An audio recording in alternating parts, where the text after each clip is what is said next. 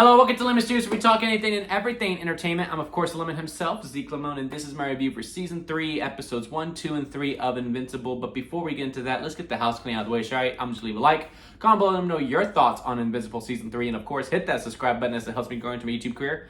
I would greatly appreciate it. Now, all that out of the way, let's get into the review, shall I? So, this was one of my most anticipated shows of the year. I was really looking forward to it. Love Invincible. I like how real it feels, even though it's an animated show.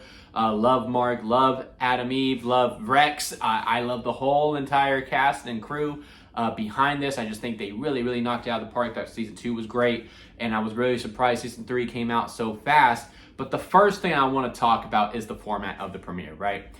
I talked about it with the boys as well, and most Amazon shows for the most part, is that I am typically not a fan of the 1, 2, 3 format of it, even though I do think on most Amazon shows, they do take advantage of it, knowing that this is the premiere, like, you know, The Boys Season 4. I would have much preferred if we went week to week. But I would also say you probably needed all 3 episodes to get fully invested into the season. I think they typically do that. I think Season 2 of Invincible needed the 3 episodes to get fully invested. Season 1 I caught late, and I legit binged all of it in one day, so I can't really talk about that. But when we got here, and I was like, okay, here we go. 3 episodes, trying to get my mindset around it, because usually with these types of things, it's the same problem with Netflix, but Netflix is a whole season, is that at some point all the episodes merge, and it just feels like you watch one really long episode. And again, because typically you need all 3 of them to get fully invested. I will say this was probably the best use of it, not because I needed all 3 to be invested. It's just because, to me, every episode was very easy to digest. I was really able to dictate the differences between 1 going into 2 and then 2 going into 3. I can actually tell you which episodes I liked more, because typically when I do these types of reviews, when I binge quite a bit, it's just like, I can't really rank them right now, but I do remember feeling around this time I felt this way and I felt that way. Here, there was a clear difference, I should say, for a lack of a better word, between all 3, where I was able to adjust and consume, even though I was binging them. So I think that's a real testament to the show. It does really good with that. I am very curious to see where this season is going to go, which is good, because you do want to continue on. I was going to continue regardless. I mean, this show had me at hello, for crying out loud. And I like the theme of that. It's the age-old question when it comes to superheroes. Do heroes do more good when they put the bad guys in jail? Or would they save more lives if they just got rid of the bad guys by just killing them?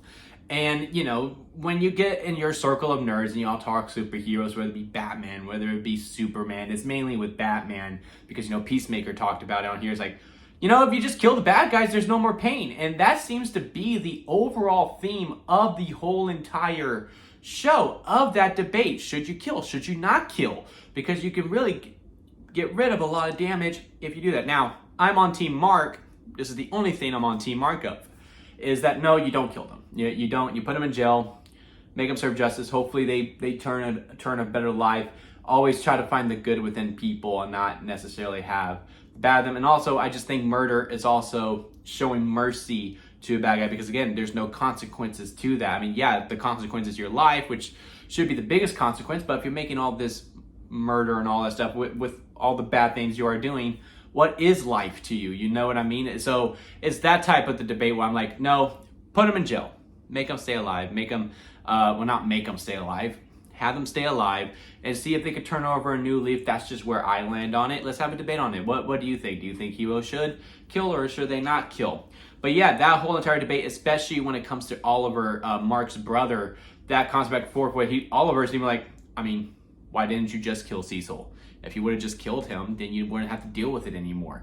And then when he kills the Mulder twins, and he shows no remorse whatsoever. He's just like, yeah, no, I really don't feel bad. I saved lives. I don't know what you want me to do. That just shows he is a spitting image of his father. He is truly his father's son. And that dynamic right there, even though Oliver can be annoying, I do think is by design, is the most intriguing and most interesting thing to watch as it progresses. Now, back to the 3-episode format and how I was easily able to digest all 3 with one, being a full-on introduction, showing where Mark is at, that he is much harder, better, faster, stronger, but he still gets his ass kicked all the way, finally confesses his feelings to Eve. I am very mixed on that because he just broke up with Amber late within season 2. I did know he had his episode of mourning over his relationship, but I would have liked him to sit in that singleness for a little bit too before going, okay, yeah, I think I'm ready to date Eve. I think there were some things that we could still do. It goes, yes, I do have feelings for Eve. Hell, I've always had feelings for Eve, but I just got out of a relationship with a girl I did fall in love within Amber. I don't know if I'm necessarily over that. I think I would have liked that dichotomy and that conflict within Mark on the inside within the first episode, just to address it at least, as opposed to, well, future Eve told me, so do I tell her about that? Which again is a good story beat to have as well. I just wish that wasn't the main thing that was holding Mark back. I think I would have preferred if Amber, just what he had with her, was the thing that was holding her back. And then also, going into episode 2 where, he still has, his only his expectations were with Amber, and then like he's late to a date. He's like, oh, I'm a horrible boyfriend. I can't do this, can't do that. And Eve's like, no, we're on the same playing field. I understand where you're coming from. I totally get it. You had to do this. You have to do that. Hell, I have to do things. It's okay. You can be late for dates. And for him trying to learn that and muster that is very, very cool to see. And it was also just great finally seeing them as a couple. One thing I hate with shows is that when, like Brooklyn Nine-Nine, which is probably my favorite sitcom, when Jake and Amy got together, one of the things I always look forward to watching, because y'all know Zeke loves love, is like actually seeing them be a couple. But sometimes once they got together, it was just like, okay, we did it. Yeah, they're a couple, but they're still gonna pretty much act the same. Which, yeah, that's probably how couples are in real life. But I want to see that couple interaction as soon as they get together, and I'm glad that they're doing that with Mark and Adam Eve as well. Episode 2 to me was the weakest of the 3. In fact, I honestly didn't really like it at all. And it's not due to, execution. It was just due to setup and booking within it, because a lot of that episode to me, it's just like I couldn't fully buy in to Mark being mad at Cecil, because, yeah, sure, Darkwing 2, and I cannot remember his name from season 1, did some bad things. But Mark, you literally teamed up with who was a criminal and who is a kingpin in episode 3. You teamed up with him because oh yeah, no, he's just down on his luck. He means well. You also forgave your dad, who committed genocide and used you as a prop within that genocide, who beat you to a bloody pulp. But oh no, Cecil is wrong for bringing these two in and having them turn a new leaf. Now, I know I'm also part of the people who understand where Cecil is coming from, but I like that, I just couldn't fully buy into, really. And then when it got to the Guardians of the Globe stuff, I'm kind of like, where's Immortal? Where's Immortal? And then they leave, and sure, yeah, the Guardians of the Globe, yeah, the people who were there, they have a right to be upset. But then here comes Immortal, here comes Duplicate, and here comes, I forgot the third guy's name. And they're just like, yeah, everything's fine. It's like, where were y'all? And I really don't think there was any explanation as to why they were gone. I really would have preferred if they were there, they were part of getting their butt kicked and still being like on Team Cecil.